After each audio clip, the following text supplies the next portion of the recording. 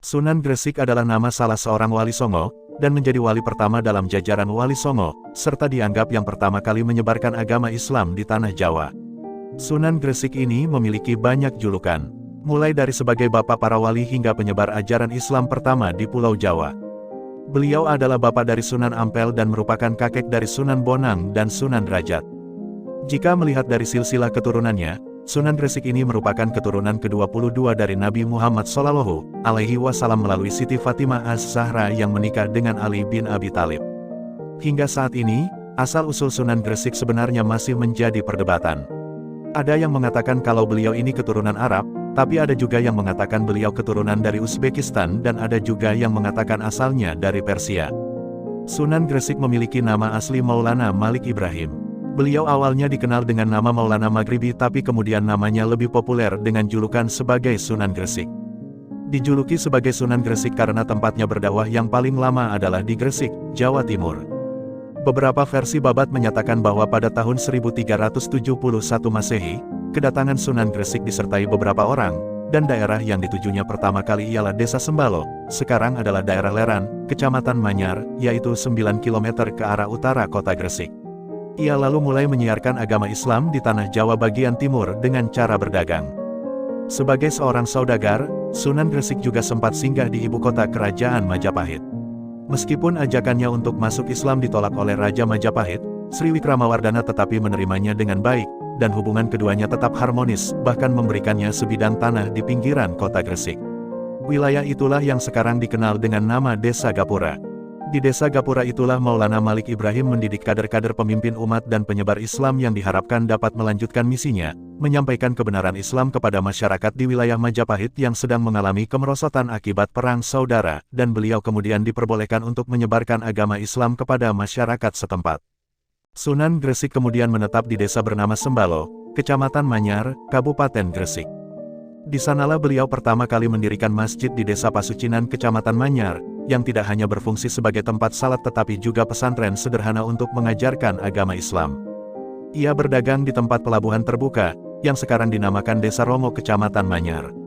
Perdagangan membuatnya dapat berinteraksi dengan masyarakat banyak, selain itu raja dan para bangsawan dapat pula turut serta dalam kegiatan perdagangan tersebut sebagai pelaku jual beli, pemilik kapal atau pemodal. Sunan Gresik juga mendapat kepercayaan dari Raja Majapahit untuk menyebarluaskan ajaran Islam di tanah Jawa. Beliau pun menjadi Wali Songo pertama yang menyebarkan ajaran Islam di Pulau Jawa, dan memegang peranan penting dalam pendirian pesantren. Sunan Gresik yang diangkat sebagai Syah Bandar atau Kepala Pelabuhan Raja Majapahit, di Desa Pasucinan menjadi lokasi pertama dari pembangunan masjid dan pesantren di Jawa. Masjid yang dinamakan dengan nama Masjid Pesucinan hingga saat ini masih tetap berdiri dan menjadi masjid tertua di Pulau Jawa. Pertama-tama yang dilakukannya ialah mendekati masyarakat melalui pergaulan. Budi bahasa yang ramah tamah senantiasa diperlihatkannya di dalam pergaulan sehari-hari. Ia tidak menentang secara tajam agama dan kepercayaan hidup dari penduduk asli, melainkan hanya memperlihatkan keindahan dan kebaikan yang dibawa oleh agama Islam. Berkat keramah tamahannya, banyak masyarakat yang tertarik masuk ke dalam agama Islam. Di tengah perjalanannya mengembaranya di tanah Jawa, Sunan Gresik mengalami sebuah kejadian.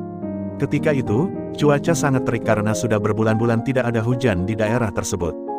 Beliau melihat banyak orang berkerumun sambil mengerumuni panggung bebatuan.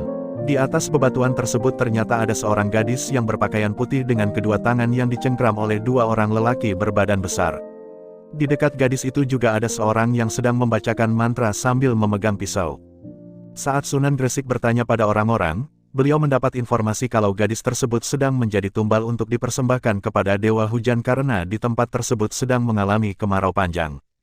Kemarau panjang ini mengakibatkan sumur kering dan ladang tidak bisa menghasilkan panen. Ketika beliau ingin menggagalkan upacara penumbalan tersebut, kedua orang berbadan besar tersebut menyergap Sunan Gresik. Tapi baru beberapa langkah saja, kaki dua orang tersebut terasa lemas hingga tidak bisa digerakkan. Setelah mengetahui kalau korban persembahan ini adalah yang ketiga, Sunan Gresik kemudian bersama kelima muridnya menghadap kiblat lalu melakukan salat sunnah istisqa sebanyak 2 rakaat. Tujuan salat istisqa yaitu meminta hujan sebagai berkah kepada Sang Kuasa Allah Subhanahu wa Ta'ala. Tak berselang lama, turunlah hujan dengan deras. Orang-orang setempat yang sangat gembira pun berterima kasih dan ingin menyembah Sunan Gresik, tapi hal tersebut dilarang oleh beliau dan menyuruh mereka untuk mengucapkan syukur pada Allah Subhanahu wa Ta'ala. Orang-orang tersebut kemudian diajarkan mengucapkan 2 kalimat syahadat dan diajak untuk memeluk agama Islam. Inilah kisah dakwah pertama dari Sunan Gresik di Pulau Jawa.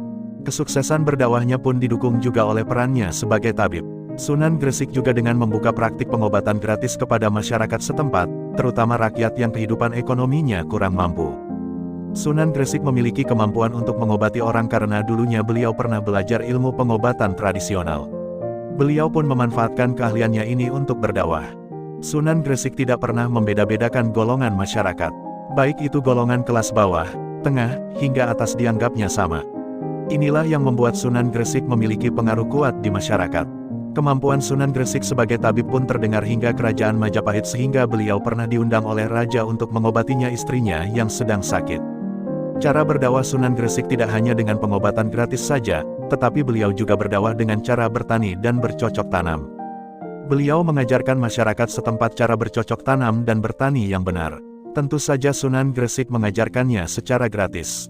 Sambil mengajarkan cara bercocok tanam dan bertani, beliau sambil berdakwah dan mengajarkan agama Islam kepada masyarakat. Dengan begitu, masyarakat tidak merasa dipaksa untuk memeluk agama Islam. Selain dengan bercocok tanam dan bertani, Sunan Gresik juga mengajarkan tentang cara berdagang dari hasil tanam tersebut.